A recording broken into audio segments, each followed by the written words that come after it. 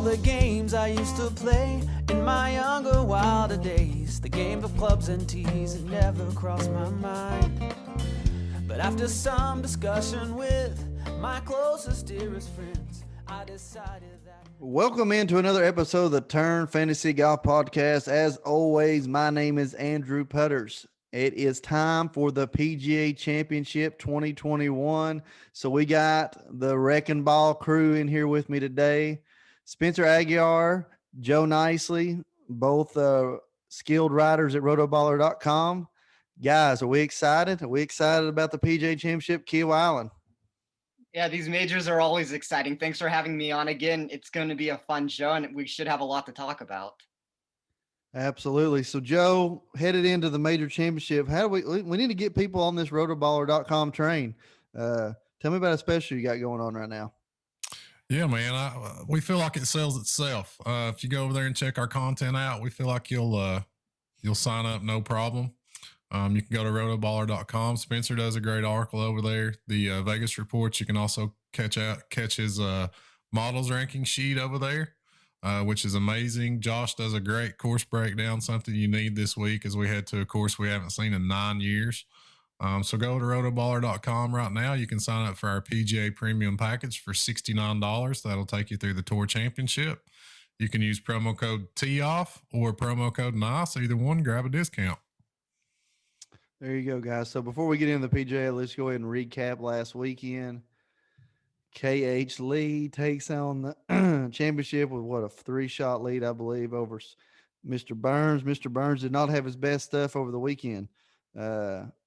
Really just never could get anything going on Sunday. Then they had a massive rain delay, which the course was not in championship playability, but they went on, unlike the NCAA in the women's regional down in Baton Rouge, Louisiana. But that's old news. We won't talk about that anymore.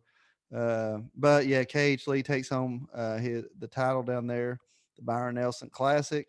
Really was never, after his front nine, it was never a doubt he was going to win that tournament. Local guy, Scott Stallings. We can talk about it if y'all want to, but I know we mentioned his name a lot. But the dude had 30 birdies this week, very easily could have won. Shot a 40 on a 9-hole stretch there. And actually, I think he double bogeyed the second hole on Sunday. It still shot 6 under. So 30 birdies, that's a lot. Shoots 21 under. Comes out of the rain delay, makes a 16-footer. Close out around, shoot 66. Tied for third. Big for him. Do y'all have anything to take away? Joe, you have anything to take away from last weekend? Not a lot from the Nelson, man. First year at TPC Craig Ranch, and I sent out a tweet last week. TPC Craig Ranch is the course field of golf. Those guys lit it up, man. Everybody's a star out there. We talked on the show last week. We had Josh Bennett on last week, and we really thought these guys would tear that course up, and they certainly did. So not a ton of takeaways from the Byron Nelson. Kind of a paint by numbers TPC setup, lots of scoring, room for the fans. So, it is what it is. We were talking before we started recording, kind of like these courses with a little more character. And we're certainly going to talk about one this week in the Ocean course. But big week for East Tennessee golf. Andrew Stallings, you mentioned, had a deep run. Here in Knoxville, Holston Hills hosted the Corn Ferry Tour event, the Visit Knoxville Open. Grayson Sigg won that. Beat out Stephen Yeager, kind of an East Tennessee adopted son. Grayson Sigg's a Georgia boy, but we had a ton of fun with that tournament. I know you got to get out there a couple days, so enjoyed seeing that. And our boy Ron Hall from the Brook, first team All SEC. So huge congratulations to Ron Hall at the University of South Carolina for making the All SEC first team. Yeah, absolutely. Also, Knoxville Open, thinking about that, Carson Newman grad, Tommy Forster finished tied 10th on a Monday qualifier. His first ever made cut on the Corn Ferry Tour. Young guy, been pro maybe 8 or 9 months. So qualified for Kansas City. Another guy, I think it's Scott Smith, Steven Scott, something like that. The guy with the afro. I don't know if I'm sure you saw a little bit of him on Twitter. Also Monday qualified. He was like 2013 Junior Player of the Year, I believe, in Tennessee. He Monday qualified in, finished 17th, also qualified for next week in Kansas City. So Yeah, a couple of Monday qualifiers with some local ties or at least some state ties. Monday qualify, finished in the top 25, go on. Named Scott Stevens. Shoots birdies 2 out of the last 3 to shoot 69, tied 17th to move on. So, yeah, there was a Knoxville Open or Holston Hills did not disappoint for the Visit Knoxville Open. Had a lot of great reviews from the players. Number 1, number 2 player on tour this year on the Corn Ferry Tour finished number 1 and 2 in the tournament. So, yeah, and unfortunately, Jaeger had a chance to get Battlefield promotion to the PGA Tour with a victory, and came up just 1 stroke short, which that would have been cool. Go ahead and get that promotion, but he'll have his card next year. He's number 1 in the points, so I don't think he's worried about that. So moving on to this week, PGA 2021. What's there to talk about? We'll let you start, Spencer. We know it's 7,800 yards long. What's there to talk about? Yeah, I mean, I think the first thing you see is that's a jarring total, 7,876 yards. That's the longest in major championship history, and it gives us an increase of 204 yards from the 2012 proceedings here. You know, when I think PGA championships, a lot of the makeups look pretty similar on them. If we look at what's happened in just, the past couple, Morikawa won in 2020 at 13 under. Koepka went back to back at 8 under, 16 under. Thomas at 8 under. And then the last time it was played here was in 2012, and Rory won it at 13 under. But, it is worth mentioning he had an 8-shot victory over that field. So I think when you look at this course for what it is, like, distance is going to be what you hear everywhere. And I do think that it does come into play to an extent. You have sticky paspalum grass that might affect the roll off the tee. You have coastal winds that can create extra havoc in certain directions. But, I think it's more than just distance with it. I'm kind of targeting ball strikers that are going to be good at total driving, high GIR percentage. I think that those are going to be critical stats. And then guys that can score on par 5s and players that can avoid 3-putting. That's kind of where I built a model this week. A lot of these greens seem to be to where there's collection areas, but I think you'll be able to putt from off the putting surface with it. So while around the green will matter, I think that 3-putt percentage is something that I found interesting, because even though it won't be weighted for that by official bookkeeping purposes, a lot of these guys like Hovland that sometimes chunk chips and do random things, I think he may find more success being able to putt off the putting surface. So that's the route I went with it when trying to handicap this tournament. Yeah, that's a lot of great information there. So yeah, Keel Island, the Ocean Course, 7876, designed by Pete and Alice Dye. Back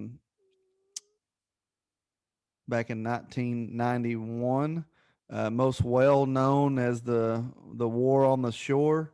Back in the early 90s, whenever it hosted the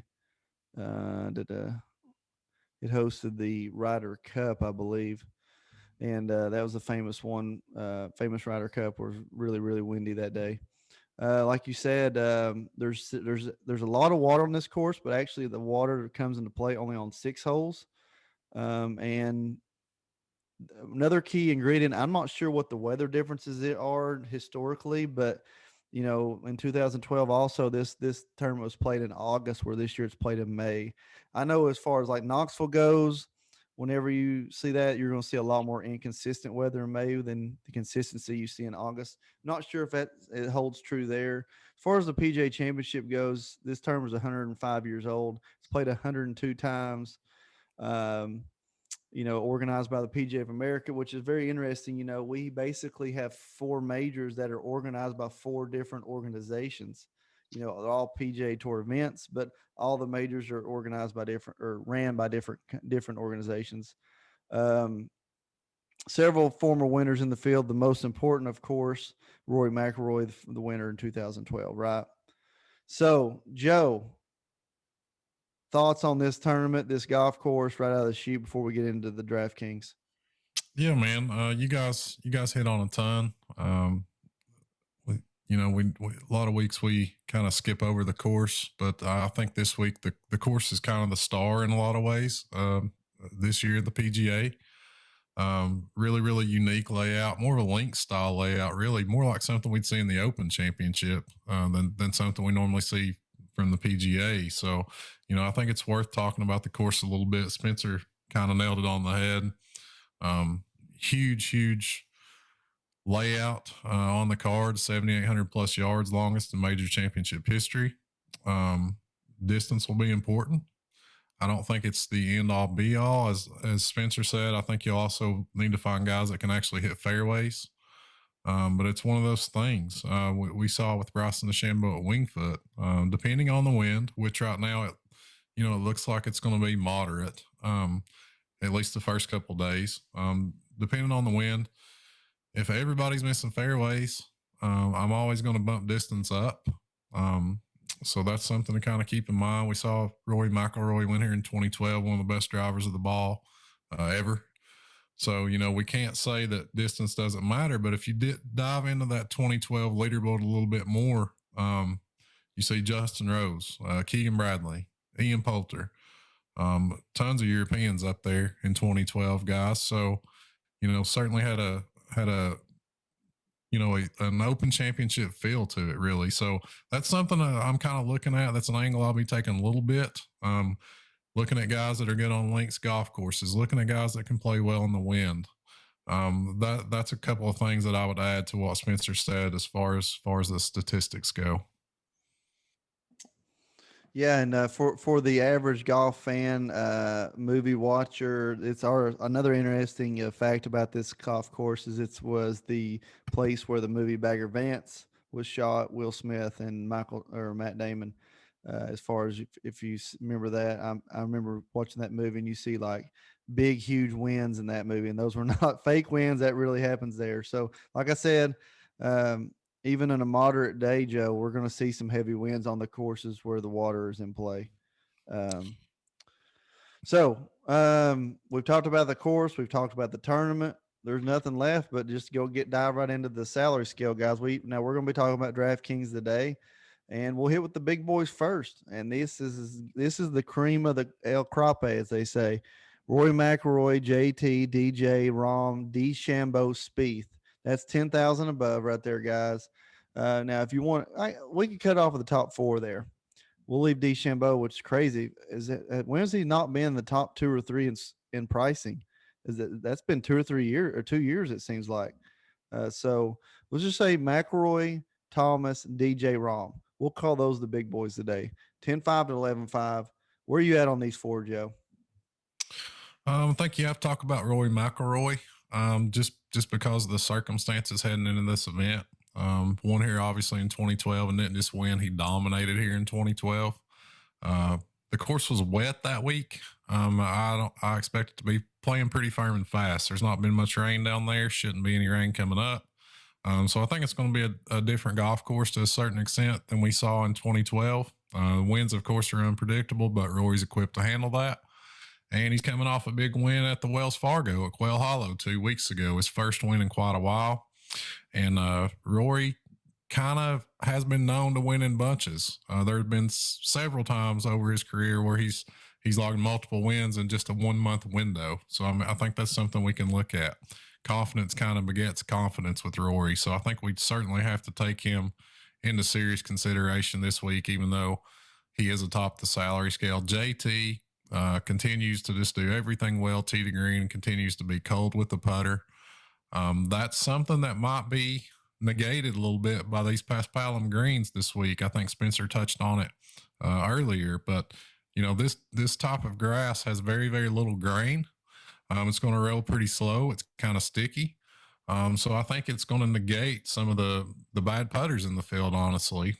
So it's something that, if we love JT's game, tee to green, which we do, but we're a little bit worried about the putter, this might be a breakout spot for him. He has really no weaknesses in his game. Dustin Johnson, man, really, really disappointed with his year so far outside of the win in Saudi Arabia. Really been a bad year for DJ, and I was hoping he would bring all that positive momentum from his big Masters win into this year, but just hasn't happened at this point. Hasn't logged a top 10 in his last 6 starts. Obviously, he's got the South Carolina ties. Obviously, he's great on long, tough golf courses. So this is normally a spot where we'd be all over DJ Andrew, but just not feeling it, man. He's just not give us a reason. I wanted to kind of hop on at the Masters and hoping he would show us something, but he didn't. And Rahm has kind of been playing underwhelming. Looked human in his last couple starts. Missed the cut at the Wells Fargo. Kind of a ho-hum week last week at the Byron Nelson, but we know he has the power and the experience on links golf courses to handle this layout. So he's certainly someone to consider. But up at the top, Rory, I feel like we have to give the proper respect to, and JT, I feel like is probably the most complete player in the best form up there. All right, Spencer, you heard all that. Now it's time to talk. Now it's time to prove Joe wrong. Who do you like here in that top four? No, I mean, I think a lot of what Joe said is correct with that. Like the one thing with Rory is, if we would have looked at this 2 weeks ago, we're kind of looking at a guy that probably would have been closer to, I mean, if we're being honest, he'd probably be lower than DeChambeau. He might be in that 10,100 range. And, the victory that he had at the Wells Fargo, the victory that he had at Kiowa Island in 2012, I think all those things have come into play. I think there's some, bias that's being taken into account for him to jump to the top of the things. But like the thing is with it is you can't really go wrong with any of these guys because like Joe is correct. We're looking at a venue that it's going to be a tee to green type course. I think that putting will get negated. As Joe said, there's sticky paspalum greens. If we're looking at guys that are tee to green, stalwarts in this field, it's going to be all these guys at the top of the thing. Like just if I'm looking at my model from a 2-year perspective, Rory grades out 9th, Thomas grades out 1st, Dustin grades out 11th, Rahm is 4th. All these guys kind of all fit the narrative. If I'm starting up top, I prefer Justin Thomas. I think Thomas is the guy who's most likely to win this tournament if he brings his A game. As Joe mentioned, I mean, other than the putter, I have the exact stat in my DraftKings article that's written for Rotoballer. I believe he's gained 6.8 shots, though, with his irons per tournament over his last 4. I mean, he's as world-class as it gets with that. His long irons are good. His short game is good.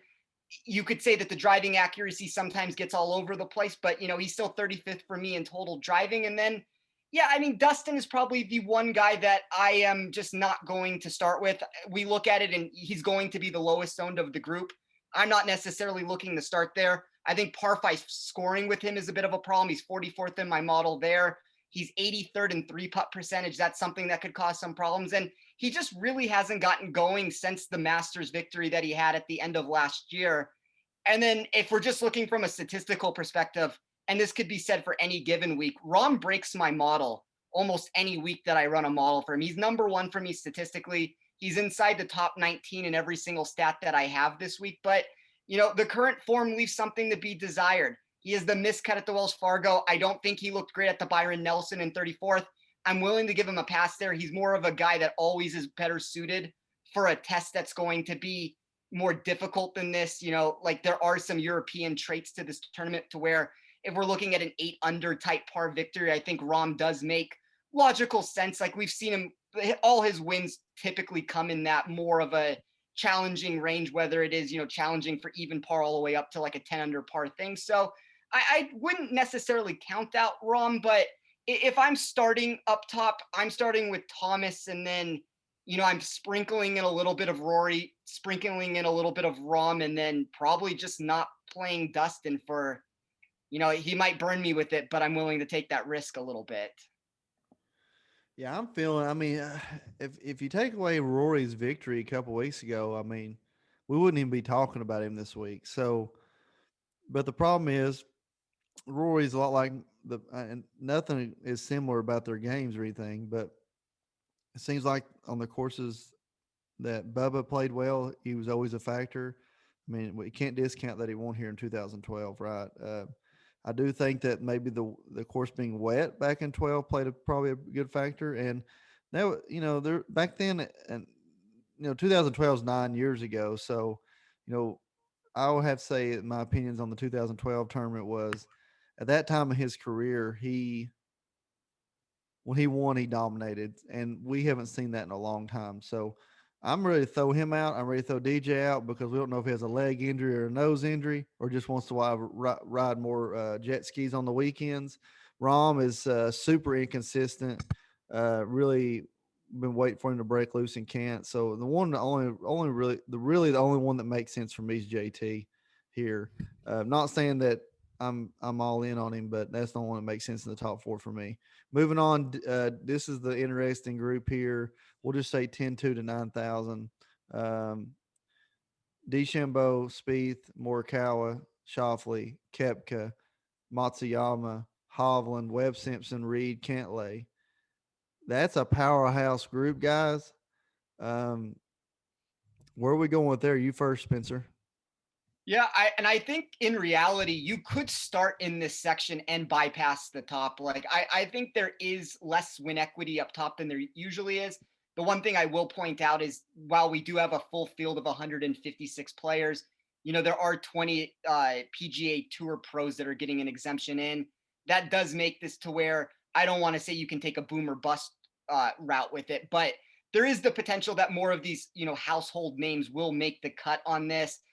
I don't want to say that those 20 guys can't make the weekend, but they're much more unlikely to than they are to make it. So, you could go any route with it, but I just think there's so much depth from, DeChambeau down to, Cantlay in that. So if we're trying to like parse out exactly what we're trying to find here, I think a guy like Spieth probably makes more sense for a cash game. He was one of my biggest risers when I did my model from an overall rank from a safety perspective. He jumped up 14 spots for me in safety. A lot of that is just his current form. The 9th at the Byron Nelson, the 3rd at the Masters, the win at Valero, the 9th at the match play that he had. Just a lot of good results in a row. I don't necessarily think he's going to win the tournament. And at 15%, I'm probably not going to start GPPs there necessarily. But you could really make an argument for a lot of these guys. Like Morikawa is the defending champion. He's 4th for me in my model. Xander, this is the prototypical course.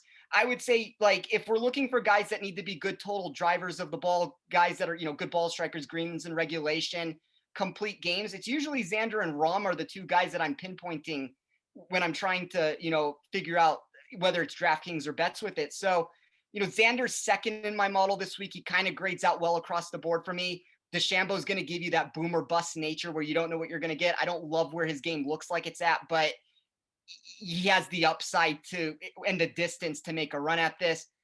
Kepka, I'm probably in the same boat that I am with Dustin.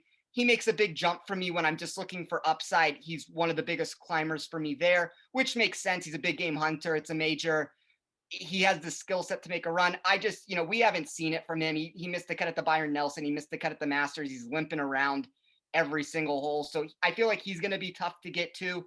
Hideki, we could make an argument that it's going to be hard to win back-to-back tournaments. It doesn't mean that he's not, necessarily a play for a DraftKings perspective. That's probably more of an outright thing, but I'm not necessarily looking to back a guy that has a lot of pressure on him to try to win again. And then two of my favorite, or I guess my favorite play, which seems to be everybody's favorite play, is Victor Hovland. And Hovland's 3rd for me in an overall rank. He's 4th from upside, 4th for safety.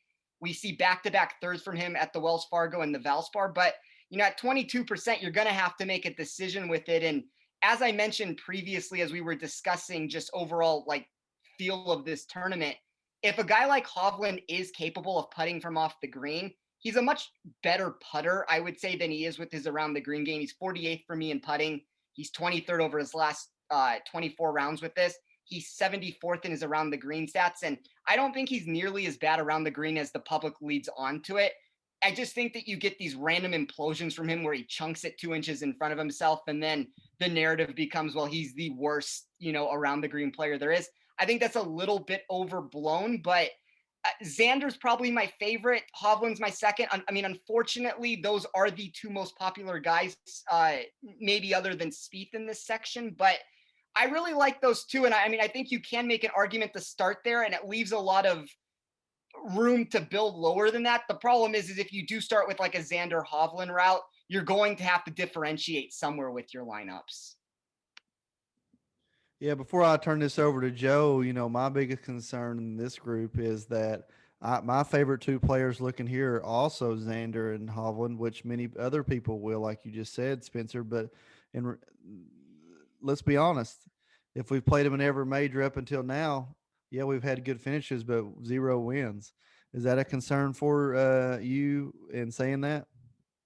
Yeah, I mean, to an extent, I mean, because we still need to find win equity. Like, I think we can spread the win equity out a little bit differently. Like, if we think, like, I mean, if I'm just running it from what my model says on this, the highest win equity guy that I have would be Thomas in this tournament.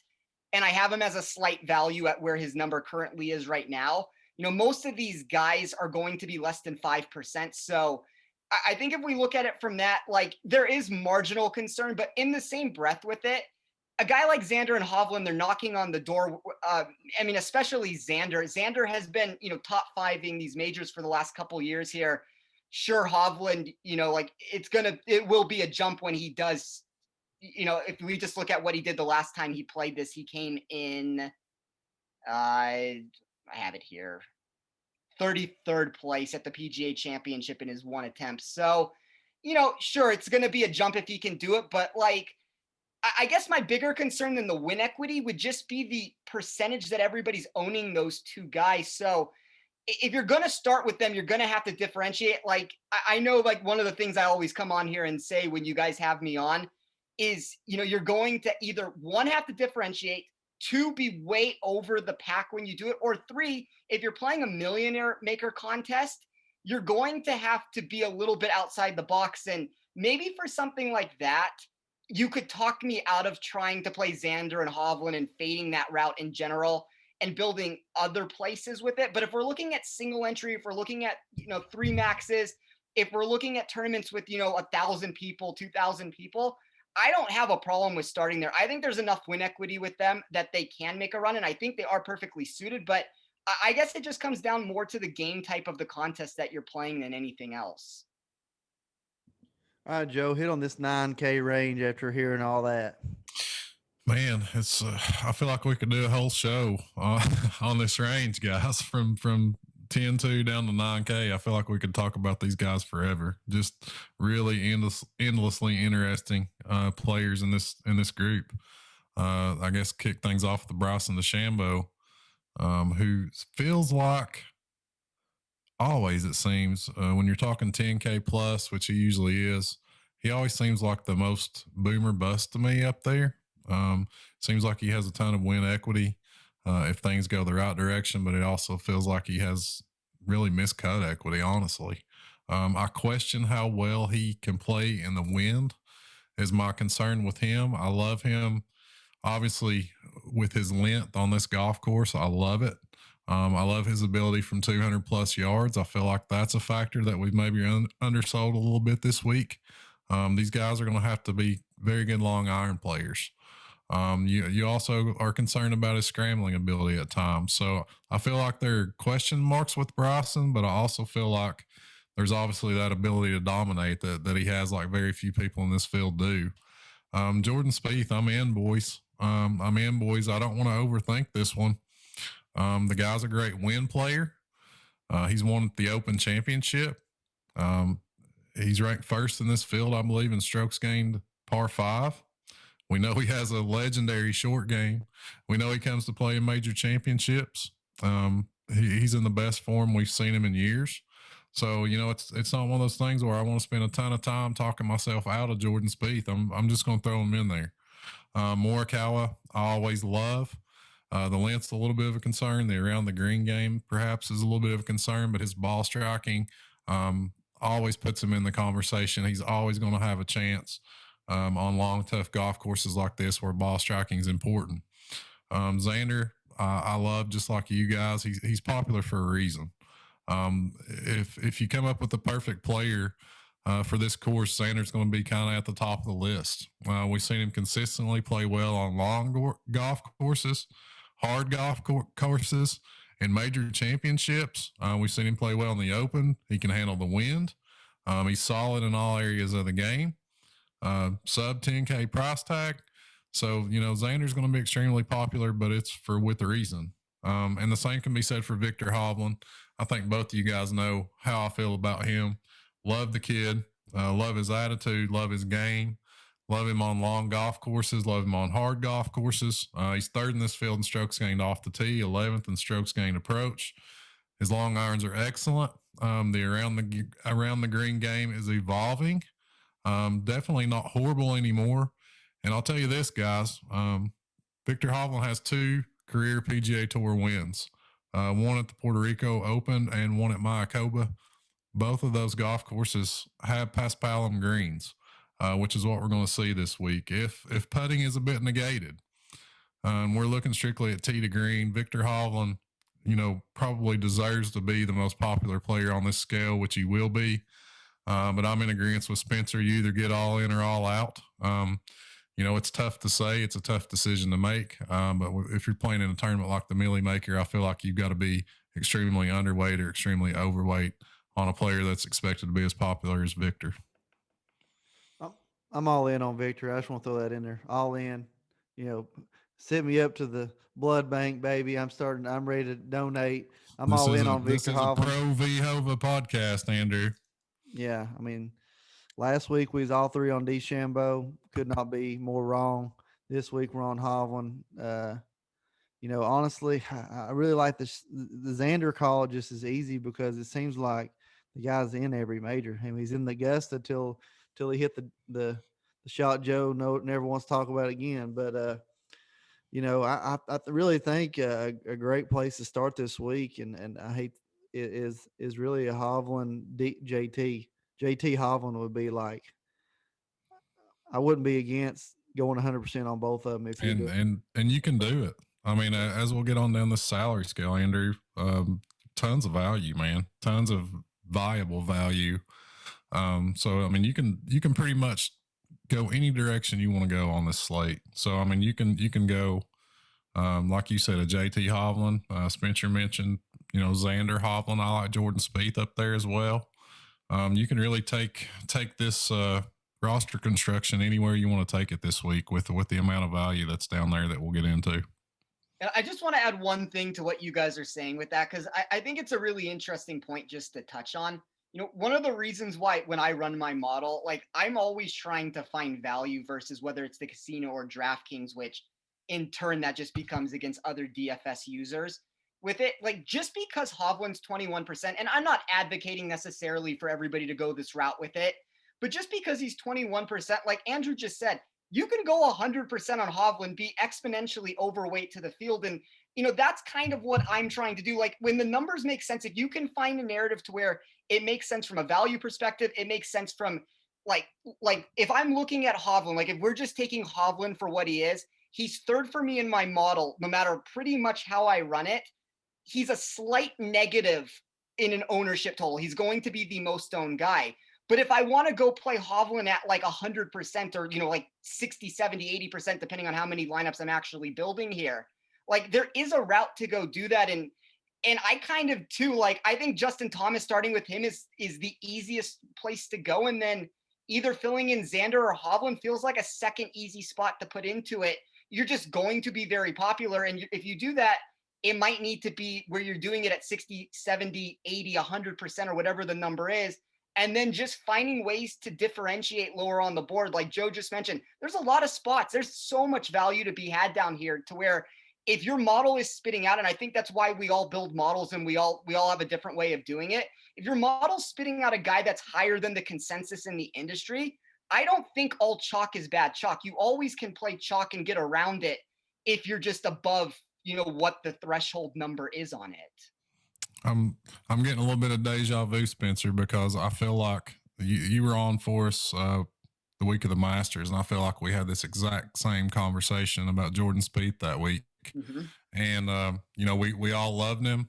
We all knew that the ownership was going to be very high, that he was going to be very popular. But we said on this show, just as you said, get in or get out. You can go extremely overweight and make your stand on Spieth, and kind of overcome the ownership. And the guy goes out and logs a T3. So, sometimes you can outsmart yourself a little bit in these spots. You can get a little bit skittish because of projected ownership. But as you just said, Spencer, there are definitely ways that you can leverage the ownership levels in your favor. for sure.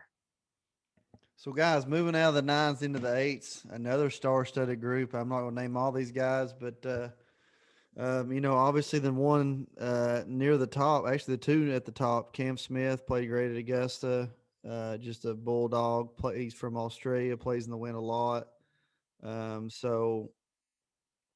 the name that everybody loves, Willie Z. I mean, week in, week out, Willie Z is going to be talked about. Guy bombs it, hits it straight. Biggest weakness probably is putting. But if he can hit a lot of fairways and greens on this track, it's gonna do him well. So where are we at in the 8,000s? Go ahead, Joe.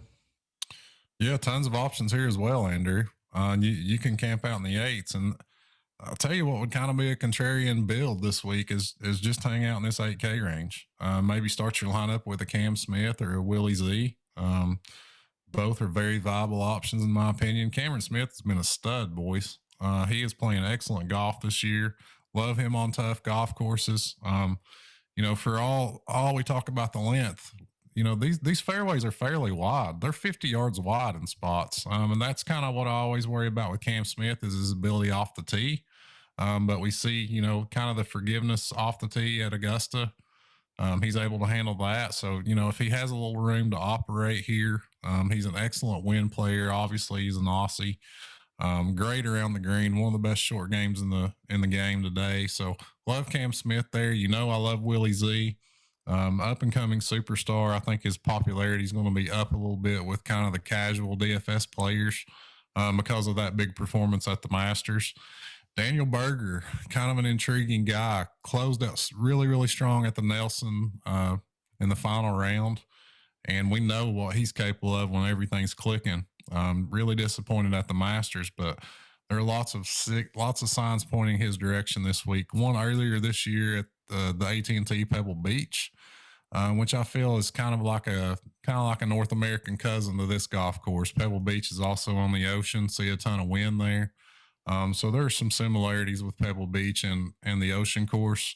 So I think you have to consider Daniel Berger. Tony Finau has been another major championship beast, really, when we talk about his results in majors over the last 3 years.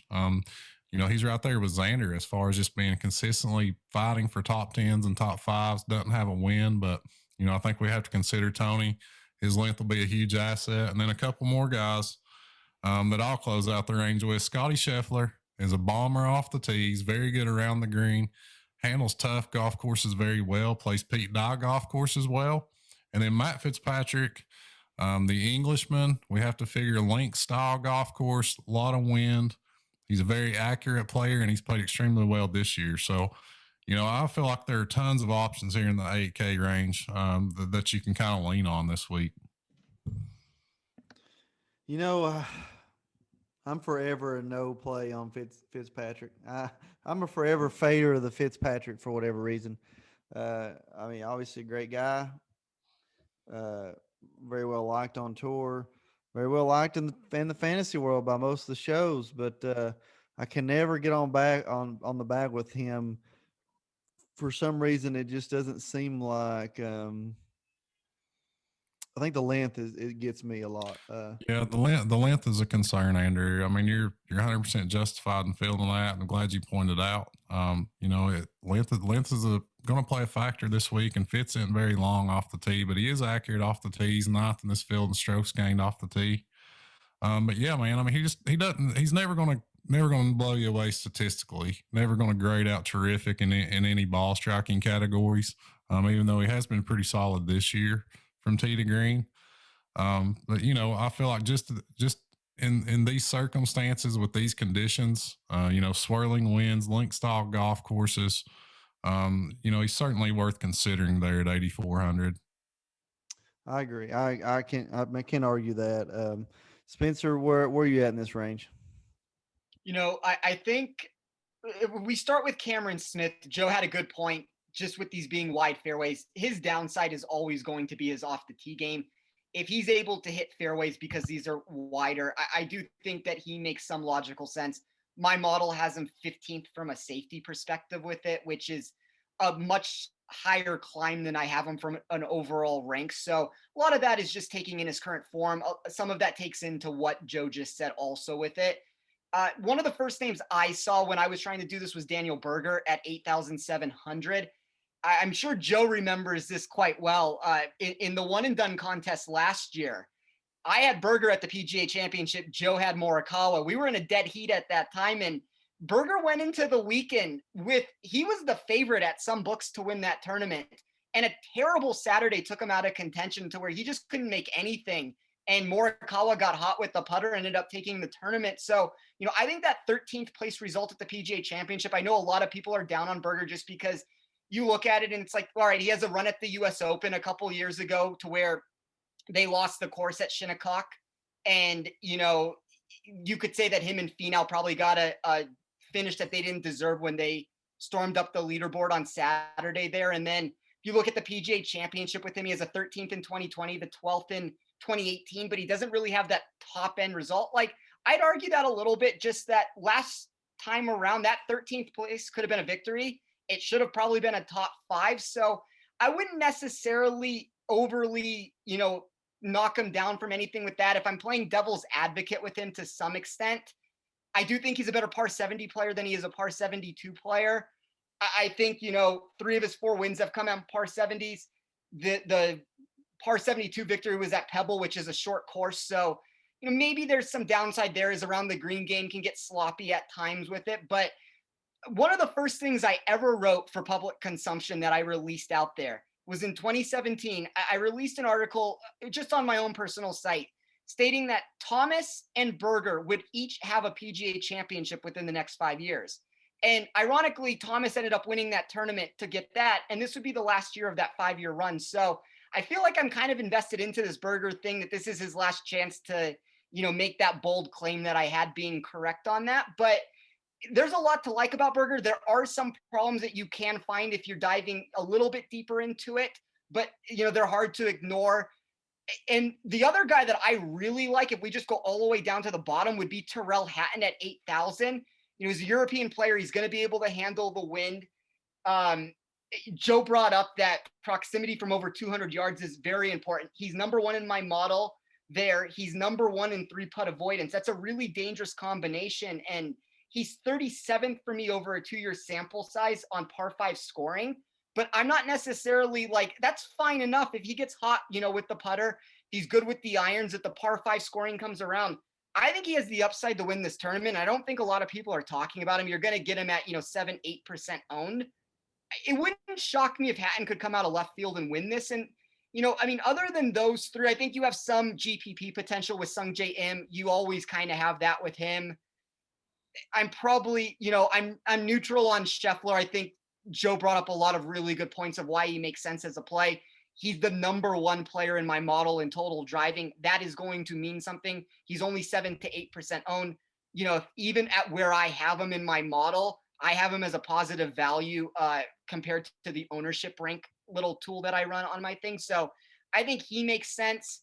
I probably am not in on Fitzpatrick. I'm more on the line of where Andrew would be with it. But the one thing I will say is he's 16th off the tee. I mean, that's taking in different things than just distance, obviously, but there is distance that comes into play for that number. So if he's good off the tee, maybe he can handle this. It's a European type feel, that can work for him. His game is in a really good form other than whatever, he pulled last weekend with this. So I'm willing to forgive him a little bit there. He's 16th on difficult courses over his last 50. He's 13th on, windy and hard condition courses with it. He's 7th in strokes gained total over his last 24. So while I'm not going to necessarily be able to get on Fitzpatrick, I can understand where he's coming from there. And then the rest of the range for me is either I'm net neutral on where the ownership is, or I'm a little bit below. I can't seem to find myself on Fleetwood either. He burns me one way or the other with it. So I don't know if I can get there. And then,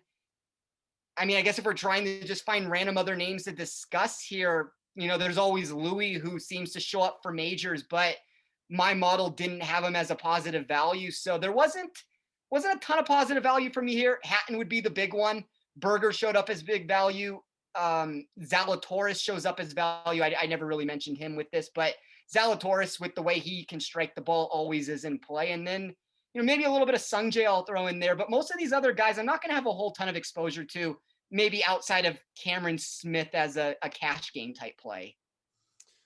Yeah, I feel like 8K range is going to be a big. I'm not going to say. I mean, there's a lot of talent there, but it's going to be more of your gambly range as far as you could get a stud or a dud out of this group for sure. As far as this finish, but yeah, 8K range is very interesting to me. Moving on to the 7K range, this is going to be the easiest pick for me out of the whole group.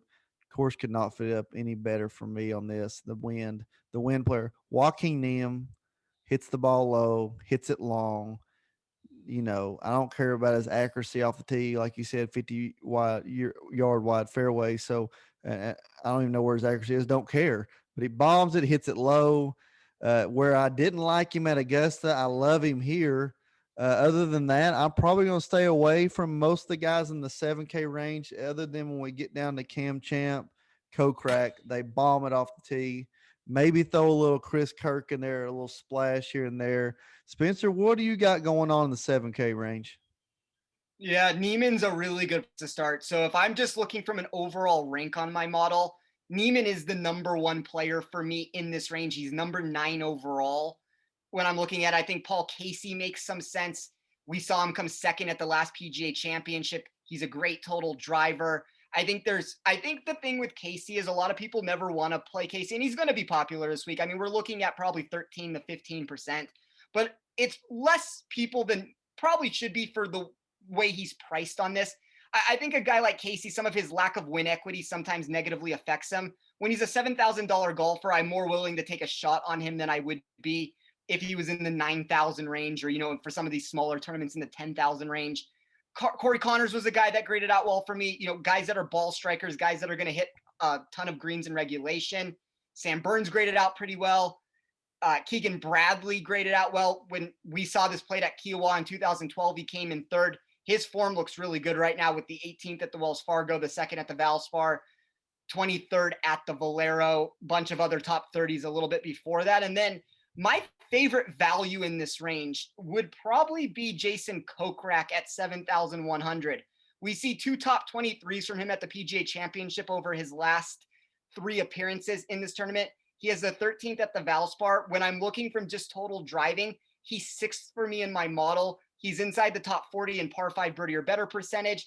He's inside the top 20 when it comes to playing difficult, windy courses.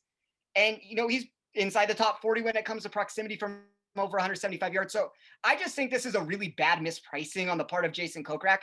Can he win the tournament? I don't know. I did take a shot with him at 150 to 1. I think it's worth the gamble for a guy whose putters turned around over the last year. And the way that he can hit the ball off the tee, anything is possible if he can come out here and just not be bad around the greens. Like, he's 92nd for me. That's where the problem is. But he's 21st in putting. And if we're able to get a guy that, can putt around the green, as I keep saying, he's 43rd in 3-putt percentage. That's, a 50 spot improvement. So I'm hoping for that. Maybe he can catch lightning in the bottle here. And if he does, I wouldn't be shocked if he gives you a top 10 performance out of kind of nowhere down in this range. And that's what you're going to need. He's going to be popular. Don't know if he makes the most sense to pair in like a big tournament with some of the big guys, but at 10%, like, I am just so overweight with him pretty much across the board. Yeah, I totally agree, Spencer. I'm always all about some Jason Kokrak, and feels just insanely cheap in this spot for how well he's played this year. I mean, we're talking about a guy that's been super consistent really throughout 2021. Great tee to green, plenty of length, ranks 10th in this field, strokes gained off the tee. And just at 7,100, I mean, he's one of those guys you almost feel like you can lock in to kind of circle back around to the top of the sevens. I'll also throw out a name we didn't mention there at 8K, and that's Louis Oosthuizen, a guy that's been a consistent major championship performer for years and years and years. Had a T21 on this golf course back in 2012 for whatever that's worth. Just kind of illustrates his longevity and his pedigree and how well he's been doing it for years. Coming in solid form, runner up there at that Zurich team event. Had a T8 at the Valspar where he gained 5 strokes on approach. So I just want to throw Louis' name out there. Spencer, you and Andrew both mentioned Joaquin Neiman. You know, I'm a big Neiman fan. Andrew knows as well, and I love him here. His length really isn't talked about as much as it maybe should be. I think he rates out fourth in this field in driving distance over the last 24 rounds. Just really, really long off the tee. As Andrew mentioned, he's a low ball hitter, which you feel like in these windy conditions we'll see this week can be an asset. Whereas at some golf courses, it hurts him. You know, Augusta National kind of being the one that comes to mind. And a guy that I feel like a lot of people are going to be talking about, a lot of people are going to be rostering this week. But kind of like some of the other popular plays we've talked about, totally understandable. And that's Abraham Answer there at 7,900. Has been unbelievably consistent as of late. Had a late run there at Quail Hollow a couple of weeks ago, had a runner-up finish. Just making cuts left and right, throwing in some top fives now, kind of demonstrating that upside a little bit. Very solid in all aspects, off the tee, approach, proximity, very good scrambler. Has shown that he can handle these kind of tough golf courses. So I feel like Abraham Answer is going to be very popular, but it's with good reason. I'll have some exposure as well. You mentioned Paul Casey. We saw him at 7,700 for the Masters. And here we are again at 7,700 for the PGA. Certainly a viable option there. Corey Connors, I'm almost always on board. I'm a little bit worried about the short game, the around the green game specifically. And he has faded a little bit. In his last couple starts, hadn't looked quite as sharp as that unbelievable really run he was on. But you love the ball striking. So, you know, anytime there's windy conditions expected, you want to look for strong ball strikers. And Corey Connors certainly fits that bill. Sam Burns, man, the guy's playing great golf. Had another chance to win last week at AT&T after winning at Valspar. Do we go to him here? He's a great player off the tee, extremely long.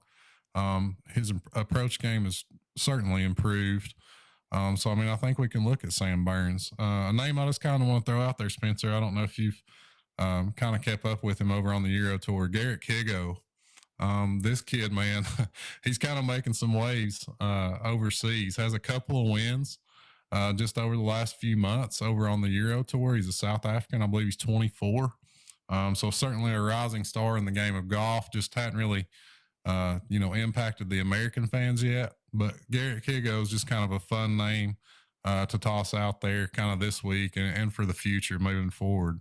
Matt Wallace is a player that I like this week, Spencer. He's an Englishman. We saw a ton of them atop the leaderboard in this event in 2012, and he's played extremely well as of late. You have to figure that he can handle this link-style golf course. He's a great wind player, has enough length, and he's been excellent with his irons as of late. He's gained strokes tee to green in his last 4 starts. Had a T3 at Valero, had a T6 at the Wells Fargo, played well at the Masters, played well at Harbortown, a Pete Dye track. We've seen him pop up for some solid finishes in majors in the past. So I just kind of like where his game is right now. I don't know where his ownership's shaking out to be. Maybe you can tell me where you have him, Spencer, but I really like giving Matt Wallace a look. And then, I'll throw in there with Jason Kokrak, a couple more guys that feel really underpriced, feel like great value to me. Siwoo Kim at 72.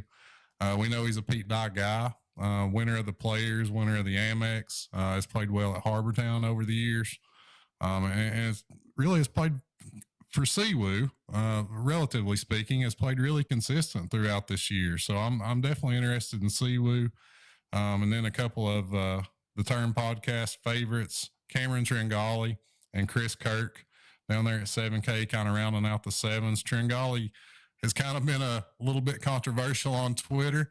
Our boy Nagels is kind of throwing some Tringali truthers under the bus, but you know what? He's played well this year, grades out well statistically in lots of areas. So I think you can certainly look at him. And Chris Kirk, really, really good in all areas as well. A little bit concerned about the length, but I like where his game is. And I'll throw Emiliano Griot in there. He's a ball striker. If putting is negated this week, Spencer, like we've talked about a little bit on these greens, you kind of have to give Emiliano Griot a look just due to his ball striking. Talk to me a little bit about Griot and take me down into the sixes, man. Yeah, I think Griot's a good call that I did not mention. That I'm in 100% agreement with you on him. He's 21st for me in my model. He's about as good of a ball striker as you're going to find in this range. I think that when you look at guys that can play in windy condition, he's 22nd in moderate to severe wind over his last 50 rounds. At 10%, sure, there's some popularity there. I don't think that that's a number that I mean, I'm fine with that. If we backtrack to Matt Wallace, he's going to be about 15% owned. That's popular. But I understand where you're coming from. He's 23rd in my model, strokes gained tee to green. He's 11th over his last 24 rounds there.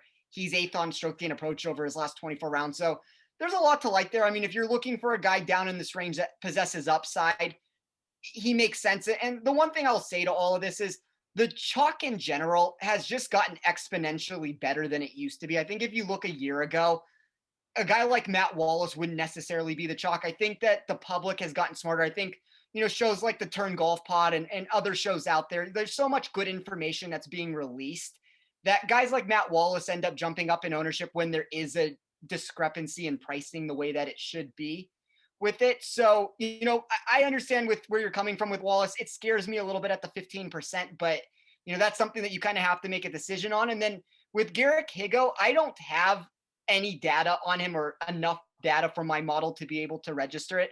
And it makes sense. He's playing, primarily on not the PGA Tour. So, but the one thing is with that, you're looking at a guy that's going to be, roughly 1% owned. My model doesn't say one way or another exactly what, but if you can find something like him, that's where if you do start with like a Thomas Hovland, Thomas Xander type build, a guy like that just quickly differentiates you from the pack. So, that a guy like that is somebody you are looking for if you're trying to fit into a player into that range. The only one player that you mentioned that I am not on, and it seems to burn me every single time on this Pete Dye situation, would be Siwoo Kim. I didn't play the narrative for the American Express. He won the tournament. I just think the storyline is a little bit overblown, especially when, we're paying a premium for it when it comes to his ownership here. I don't think Kiowa is necessarily a prototypical Dye design. I could be wrong on that. I didn't necessarily think it was going to work for the American Express, and he goes out and wins the tournament. So, he might end up burning me at 12%. I'm willing to, I can't play everybody. I'm willing to look the other way on him and hope that I'm on the correct side of Siwoo there. But if I start building down into this, $6,000 range, I don't think you need to go that low. I think pricing's pretty soft in the low sevens to where you don't need to go much lower than some of these guys. I think like a guy like Ryan Palmer at 6,900 makes some sense from an upside. He's 16th for me there. He's one of the best par 5 scorers in this field. He's a great win player. I think somebody like him would make sense. I think Carlos Ortiz, if you're looking for a GPP guy that's going to be lowly owned, I have him at about 2%. My model has him just inside the top 35 when looking at volatility. His recent form hasn't been that great, but the 21st at the Byron Nelson turned it around a little bit for him. And then, you could take a shot with Peters. He's going to be popular. We saw him.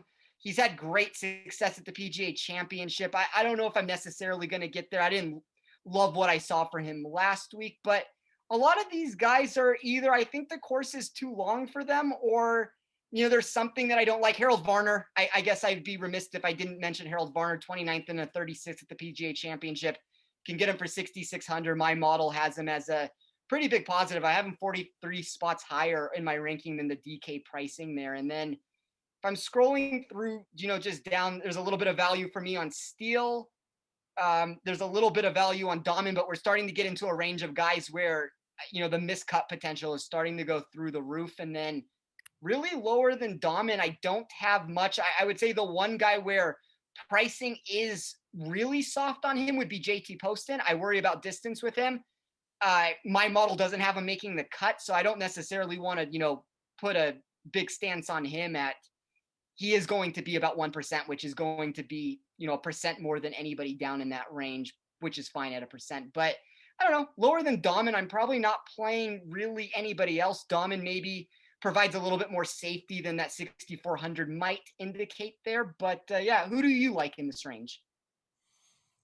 Yeah, I mean, there's guys that are playable to me down here, but as you mentioned, I don't know that you have to go down here this week. I feel like you can, but you don't necessarily have to.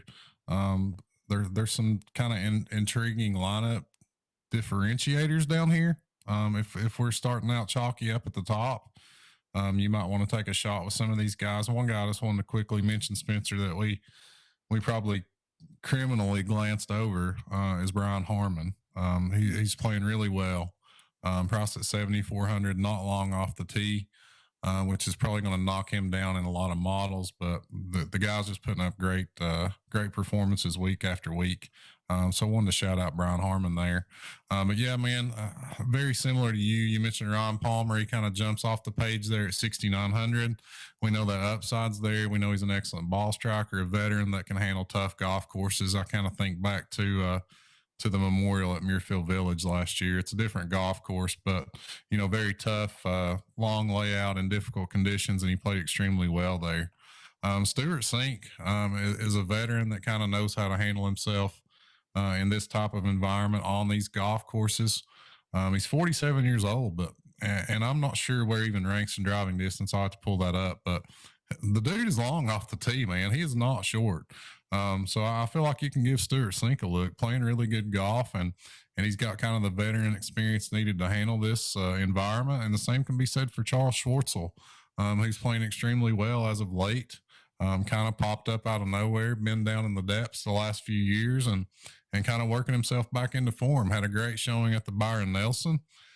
Played well at the Zurich with Louis Oosthuizen, of course. So I think you can look at Schwartzel. Peters disappointed last week as a pretty popular option, really, at Byron Nelson.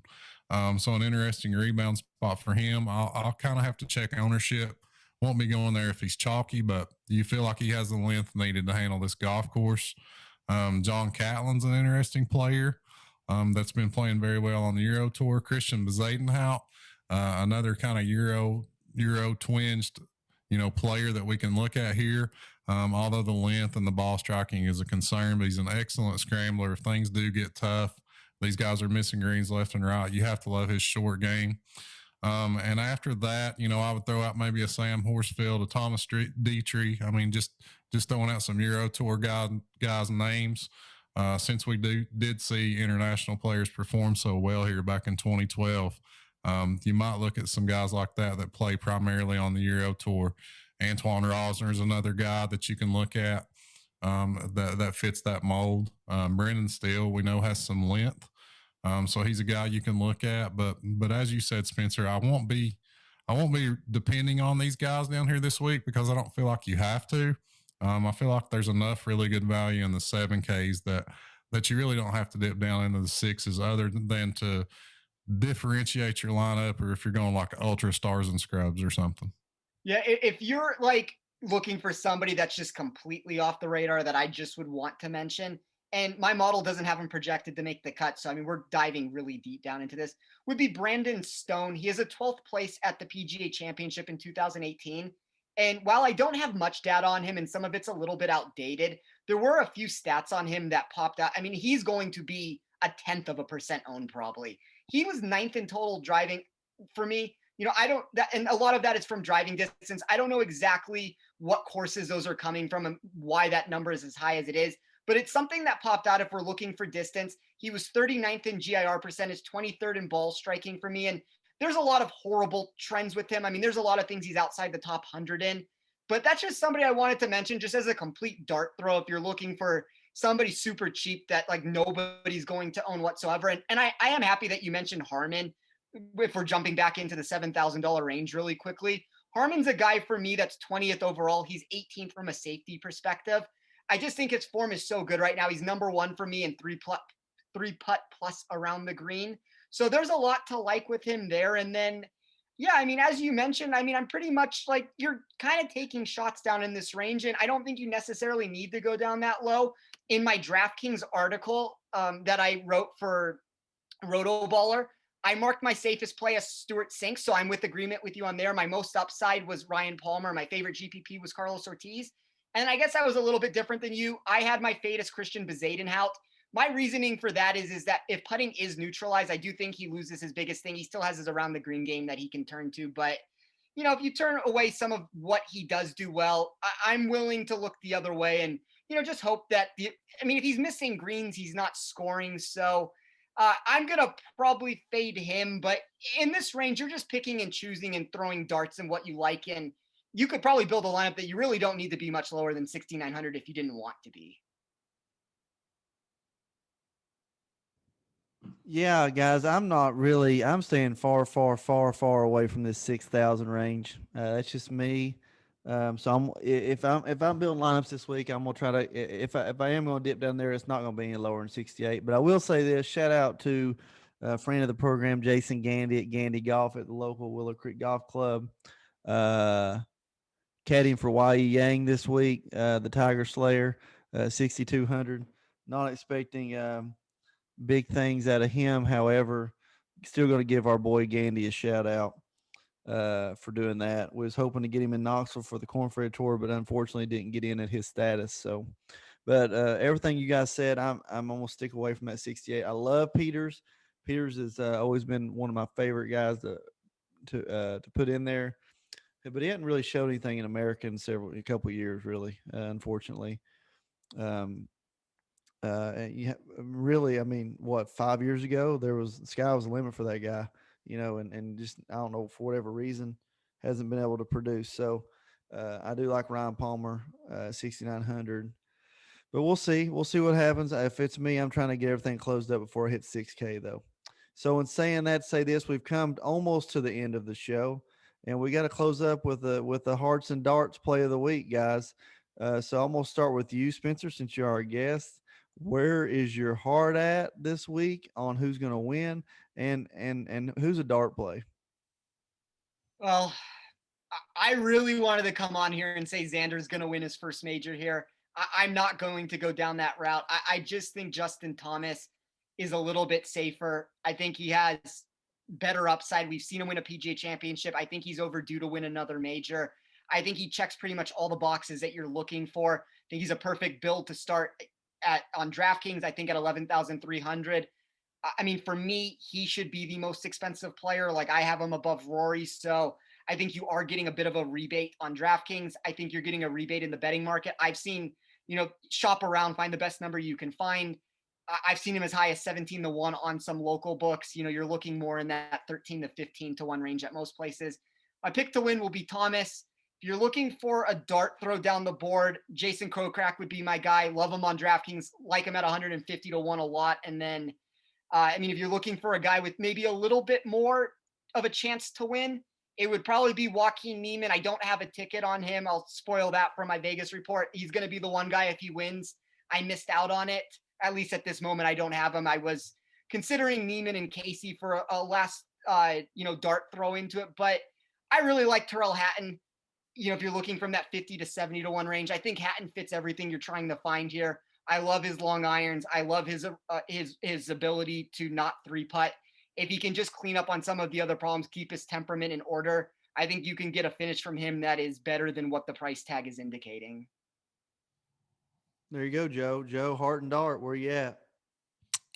Oh man, so many guys that got my heart up at the top this week, man, and guys that are favorites of mine. I always love Morikawa. I always love Hovland. It feels like everybody does this week. But maybe there's a little bit of flop lag with Jordan Spieth in the majors. Everybody was on him at the Masters. I don't think he's going to be quite as popular this week, but the form has still been excellent. Love him in the wind if it gets up. Love his ability to scramble. Love his ability just to make golf shots. And I love his heart, man. So my heart's going with Jordan Spieth this week. With a shout out to Victor Hovland. For dart play, I really like Matt Wallace down there. We touched on him kind of when we were going through the salary scale. He's an Englishman, can handle any weather that pops up, has played extremely well. So I like Matt Wallace down there. You guys know I love Jason Kokrak, and as kind of a deeper dive, I'll throw out Charles Schwartzel, man. The dude has been extremely good on approach and tee to green in his last two starts. Gained over 6 strokes on approach in each of his last two. Gained roughly 10 and 8 tee to green over his last two. So, he's a guy that's got major championship experience. So I'm throwing out Charles Schwartzel down there at 6,800. Spieth and Schwartzel, huh? And Kokrak and who's your heart played? I'm going with JT. JT. We're about to see unprecedented heart and dart play out of AP here, just right. I mean, I'm gonna blow your mind. For the first time in the history of the show, the heart and dart play is the same person, Joe. Joaquin Neiman's gonna win this tournament, boys. Oh wow, 7,900. Joaquin Neiman's gonna win this tournament. Got nothing for you other than, I mean, I love the low. He bombs it. He bombs it. The ground's not going to be wet, so it's going to roll. He hits it low. I mean, he's got a lot to overcome, a lot of great players in this field, but I just feel like it's his time to shine. Will he be able to, handle the big major playability on the weekend? Who knows?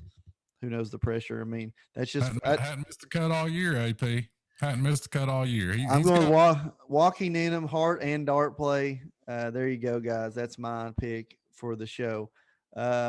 Spencer, another great to have you on again, and look forward to doing it maybe a month from now. We'll see. Father's Day weekend, possibly Right. for the U.S. Open. Joe, hope everything is well. I'm in a golf tournament right now. Did not play well today. Got a 9:06 tee time in the morning, so I got to get after it. The BBI is this weekend, the Beaverbrook Invitational this weekend. You'll see a lot of posts about that. PGA Championship 2021. Thank you, Spencer. Thank you, Joe. Thank you, Rotoballer.com. Best place in the world for your daily fantasy needs. If you like what you hear today, hit the like button, smash the subscribe button, even throw us in a comment. It helps us out. Once again, this is the Turn Fantasy Golf Podcast, signing out. I decided that I'd give it one good try. But that was my first big mistake.